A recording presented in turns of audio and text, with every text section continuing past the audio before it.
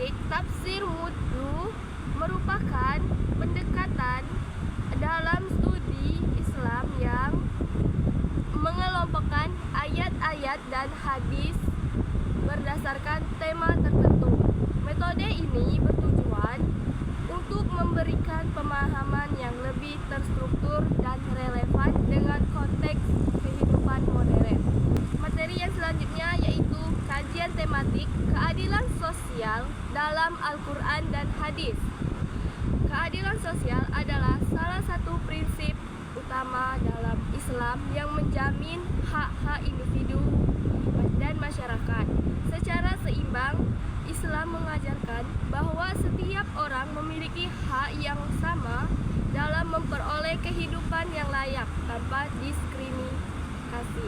Materi yang ketiga yaitu kontribusi ajaran Islam terhadap kemanusiaan.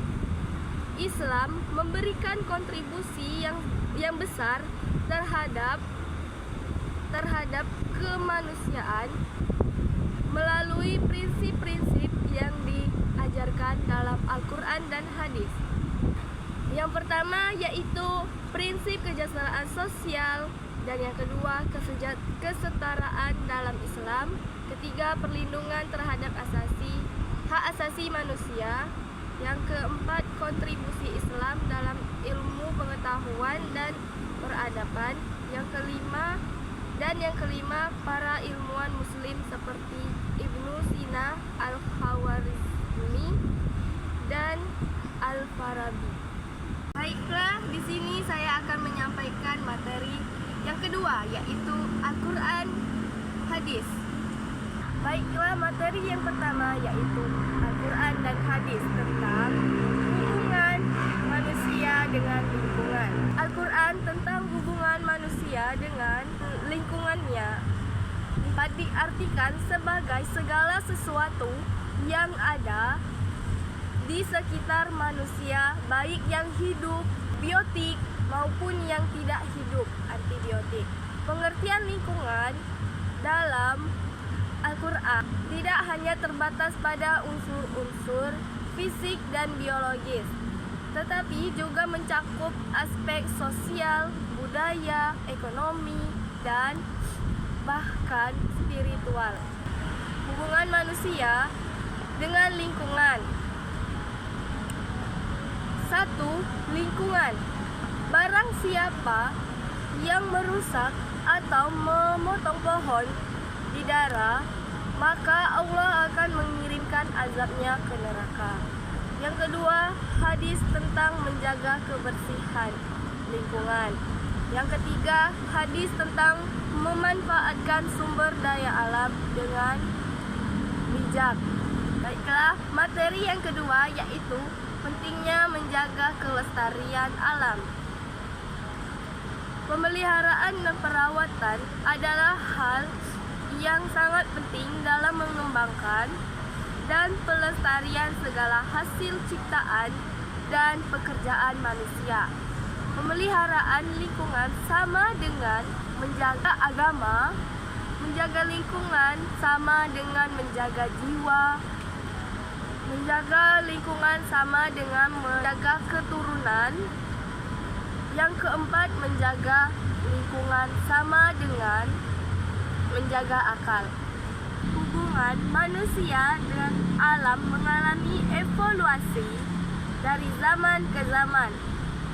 Tahap pertama disebut sebagai ekosentrisme, artinya seluruh komponen lingkungan harus serempak menjadikan lingkungan sebagai muara aktivitasnya. Semua komponen dalam lingkungan, termasuk manusia, menjadi mengabadi pada lingkungannya. Tahap kedua yaitu disebut sebagai inklusivisme plus atau panseisme minus.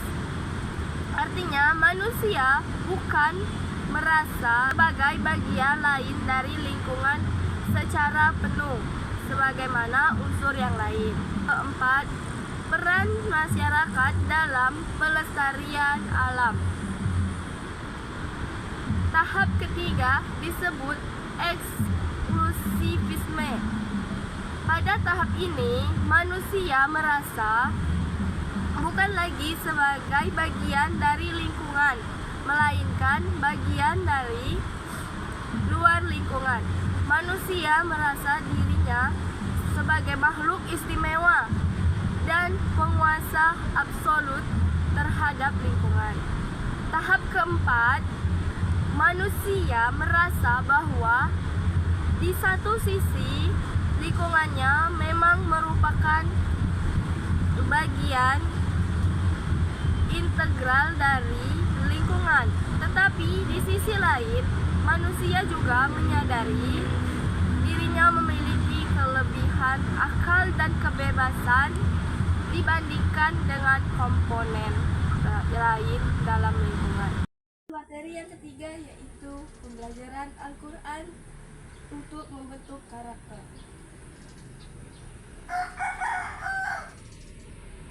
Pembelajaran Al-Quran dalam membentuk karakter siswa.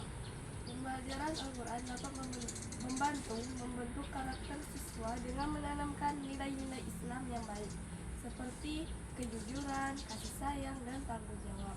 Berikut adalah nilai-nilai yang dapat ditanamkan melalui pembelajaran Al-Quran. Jujur, keadilan, kasih sayang, kesabaran, tanggung jawab, integritas, nasionalisme, mandiri, gotong royong. Pembelajaran Al-Quran dapat dilakukan dengan berbagai metode, seperti kajian Al-Quran, penghafalan surat-surat Al-Quran, penafsiran ayat-ayat Al-Quran, pembacaan Al-Quran. Dengan mempelajari Al-Quran, diharapkan siswa dapat memahami, meyakini, mengamalkan ajaran-ajaran yang terkandung di dalamnya.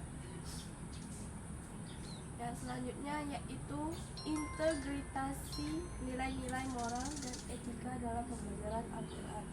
Integrasi nilai-nilai moral dan etika dalam pembelajaran Al-Quran dilakukan melalui kegiatan harian, kurikulum, pelatihan minggu.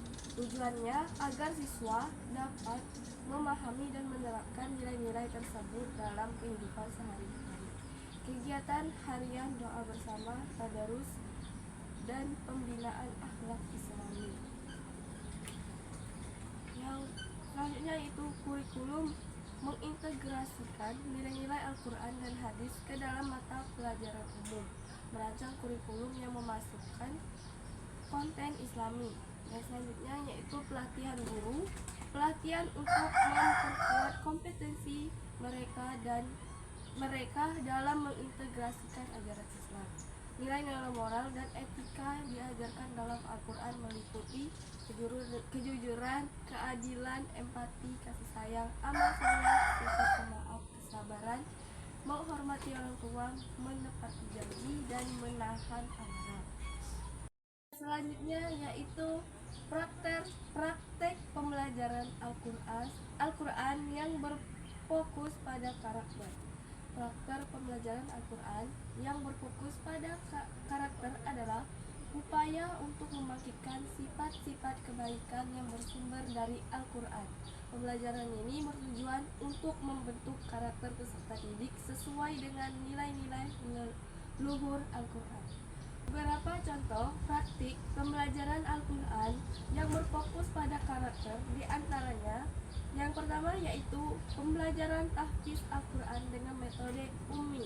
Metode ini membantu siswa menghafal Al-Quran dan menerapkan nilai-nilai Al-Quran dalam sikap dan aktivitasnya.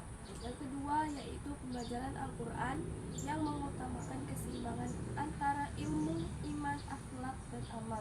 Pembelajaran Al-Quran yang mengutamakan pembiasaan secara terus-menerus sehingga terinternalisasi dalam diri peserta didik. Setelah materi yang selanjutnya yaitu Al-Quran hadis. Yang pertama yaitu Al-Quran. Pengertian Al-Quran adalah kitab suci umat Islam yang diyakini sebagai wahyu yang diberikan Allah Subhanahu wa taala kepada Nabi Muhammad SAW sebagai petunjuk hidup yang sempurna.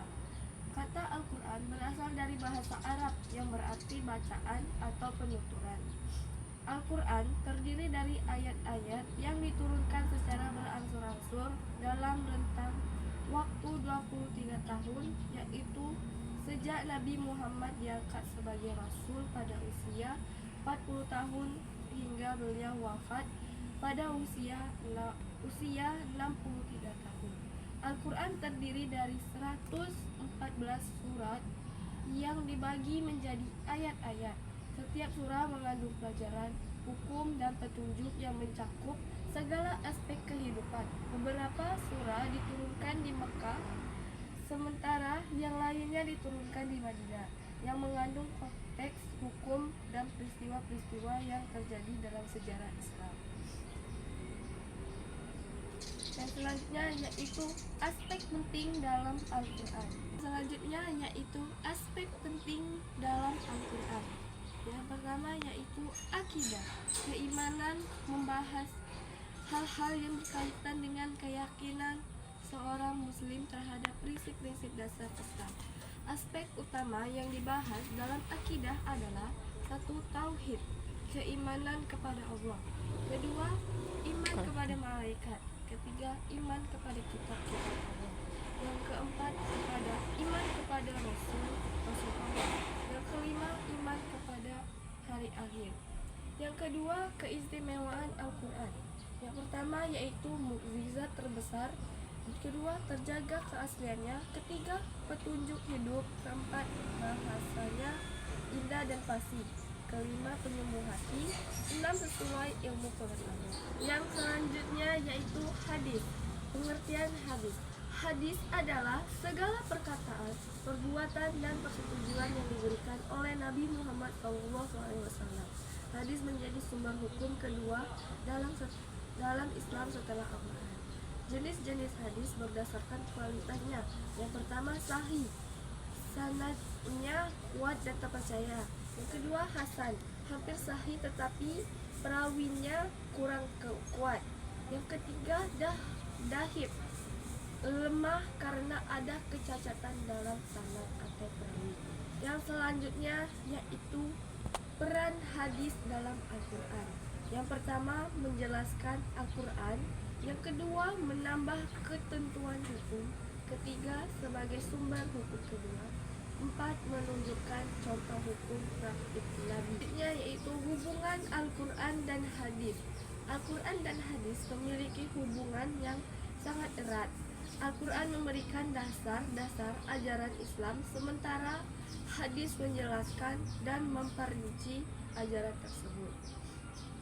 Selanjutnya yaitu relevansi ajaran Al-Quran dan hadis dalam pembangunan. Yang pertama yaitu kejujuran dan keadilan. Al-Quran dan hadis menekankan pentingnya kejujuran dan keadilan dalam setiap aspek kehidupan. Al-Quran mengajarkan agar umat Islam selalu berlaku adil dan dalam segala hal, termasuk dalam urusan bisnis, pemerintahan, dan kehidupan sosial. Yang kedua yaitu toleransi dan kerukunan antar umat. Islam mengajarkan pentingnya toleransi antar umat manusia, terutama dalam hal perbedaan agama dan budaya. Dalam Al-Quran, Allah Subhanahu wa Ta'ala berfirman bahwa perbedaan adalah kehendaknya dan harus dihargai. Quran Surah Al-Hujurat ayat 13. Yang ketiga, pendidikan dan ilmu pengetahuan. Al-Quran mengajarkan pentingnya menuntut ilmu sebagai kewajiban bagi setiap individu, baik pria maupun wanita. Quran Surah Al-Alaq ayat 1-5. Yang keempat, kerja keras dan etos yang tinggi. Al-Quran mengajarkan pentingnya usaha dan kerja keras mencapai tujuan hidup, pembangunan ekonomi, dan kemajuan sosial memerlukan kerja keras, etos yang tinggi, dan tanggung jawab. Penguatan moral dan etika dalam kehidupan sosial. Al-Quran dan hadis sangat menekankan pentingnya akhlak yang baik dalam berinteraksi dengan sesama. Dalam Al-Quran, umat Islam diajarkan untuk berbicara dengan baik. menghormati orang lain dan menjaga hubungan baik dalam masyarakat. Penguatan moral dan etika sangat diperlukan untuk membangun karakter bangsa. Yang keenam yaitu kepedulian sosial dan kesejahteraan bersama. Dalam membangun karakter bangsa, kepedulian sosial menjadi penting untuk menciptakan masyarakat yang adil dan sejahtera. Ajaran Islam tentang kepedulian sosial ini dapat diaplikasikan dalam pembangunan sosial dan kesejahteraan bersama di era kontemporer. Materi yang kelima yaitu tinjauan kasus kontemporer. Tinjauan kasus kontemporer adalah sebuah analisis terhadap suatu kasus atau fenomena yang sedang terjadi di masyarakat atau dunia yang relevan dengan isu-isu terkini. Tinjauan ini bertujuan untuk mengkaji, menganalisis, dan memberikan pemahaman lebih dalam tentang sebuah permasalahan atau tren yang sedang berkembang. Fokus dari tinjauan kasus ini bisa mencakup berbagai bidang, yaitu bidang seperti politik, sosial, ekonomi, teknologi, budaya, atau hukum, tergantung pada konteksnya. Pada umumnya, tinjauan kasus kontemporer mengidentifikasi sebuah isu atau peristiwa penting yang baru-baru ini terjadi dan berdampak pada masyarakat. Kemudian dilakukan analisis terhadap penyebab, dampak, serta solusi yang mungkin ada. Tinjauan ini juga sering kali menggunakan pendekatan atau teori yang relevan untuk memahami fenomena tersebut dan menghasilkan rekomendasi yang bermanfaat bagi pemangku kepentingan terkait. Yang kedua, dampak penggunaan teknologi digital terhadap kehidupan sosial masyarakat. Hasil analisisnya yaitu perubahan cara berinteraksi. Teknologi digital, terutama media sosial, telah mengubah cara orang berkomunikasi. Masyarakat kini lebih sering berinteraksi melalui platform digital daripada secara langsung, yang dapat mengurangi kualitas hubungan interpersonal dan meningkatkan isolasi sosial. Masyarakat kini lebih banyak berinteraksi secara virtual melalui platform sosial seperti Facebook, Instagram, Twitter, WhatsApp, TikTok, dan lainnya. Yang ketiga, dampak negatif penggunaan terhadap teknologi digital. Meskipun teknologi memberikan kemudahan dalam berkomunikasi dan konektivitas, ada dampak negatif yang muncul seperti 1. Kecanduan media sosial dan teknologi yang berdampak pada kesehatan mental dan hubungan sosial. Yang kedua, penyebaran informasi yang tidak benar atau hoax yang dapat menyebabkan konflik sosial, kebingungan, dan ketidakpercayaan. Yang ketiga, penurunan kualitas hubungan sosial akibat lebih banyaknya waktu yang dihabiskan untuk berinteraksi di dunia maya dibandingkan dunia nyata. Yang keempat, perubahan pola perilaku sosial di mana masyarakat cenderung lebih individualistik dan kurang memperhatikan nilai